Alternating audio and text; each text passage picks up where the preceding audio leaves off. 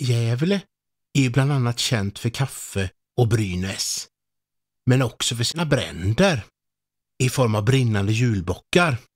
Julbocken den har brunnit ett antal gånger sedan denna började ställas upp i Gävle 1966. Staden Gävle har även den brunnit ett flertal gånger genom historien, bland annat 1603, 1645, 1669, 1776 och 1869. Så nog behövs det en brandstation här. Inte långt från centralstationen i Gävle ligger denna pampiga slottsliknande brandstation med brandsoldater som dess riddare. Vi skulle kanske inte bygga en brandstation på denna plats och i denna stil idag, men på 1890-talet var det andra tider. Brandstationen byggdes 1890 till 1891 av den då unge Ferdinand Boberg, som genom uppdraget fick sitt genombrott som arkitekt. Och stationen byggdes i en helt ny stil, Art Nouveau, som man säger i många länder. Men i Sverige, Tyskland och några länder till kallas stilen istället för Jugend, som nu kommer av tyskans ungdom. När Boberg fick ta vid så lyckades han onekligen där stadsarkitekten E.A. Hedin hade misslyckats, även om byggnaden kommer att kosta en hel del, trots allt.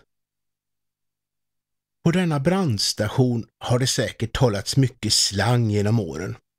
Idag sägs det att brandstationen ska flytta från detta vackra hus, vilket man kan förstå då det är lättare med en snabb utryckning om brandstationen ligger utanför en stadskärna. Men visst är det synd att lämna en så vacker byggnad som denna.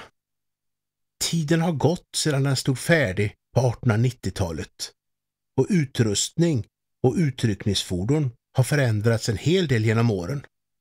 Det som ännu till slutet av 1970-talet var garage för utryckningsfordonen blev senare matsal och dagrum, och nya garage för fordonen byggdes i en tillbyggnad som ligger bakom den ursprungliga byggnaden.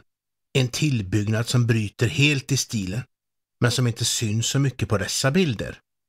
Det är klart, brandbilarna hade väl blivit för stora för dessa ursprungliga garage bakom valven.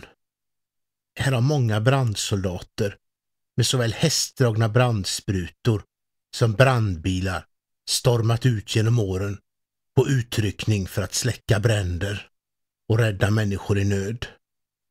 Se på alla tinnar och torn. Det är en riktig medeltida borg i romansk stil detta. Det stora tornet till vänster med flaggan i toppen, där det inte bara har talat slang utan även har torkat slang. Se på muralmålningen med motiv från den stora stadsbranden i Gävle 1869. Där brandslangarna är framdragna utanför rådhuset i Gävle. Dekoren i fasaden, de romanska valven och de stora rundvalven kommer bli typiska för många byggnader av bland annat Boberg, men även för hela jugendstilen i Sverige. Kanske kunde man kalla den för brovalv eller Bobergsvalv. Bron som förde in jugenden i Sverige hade Bobergska brovalv. Vissa drag från Gävle brandstation har nog ändå Uddevallas motsvarande borgerliga brandstation från 1903, även om denna sägs vara uppförd i nationalromantisk stil. Byggnadsmaterialet, den röda lokalproducerade sandstenen som ingår i byggnaden, är kanske byggnadens pricken över i. Eller är det kanske den röda lyktan som är denna röda prick? Det röda ögat som ständigt vakar över Gävle och dess omnejd. Brandsoldater som då som nu, som ständigt är beredda att ingripa vid larm och olyckor. Soldaterna på Hälsinge regemente I14 är borta sedan över 20 år. Men brandsoldaterna finns här, ständigt redo, som brandbekämpningens riddare i Ferdinand Bobergs Riddarborg.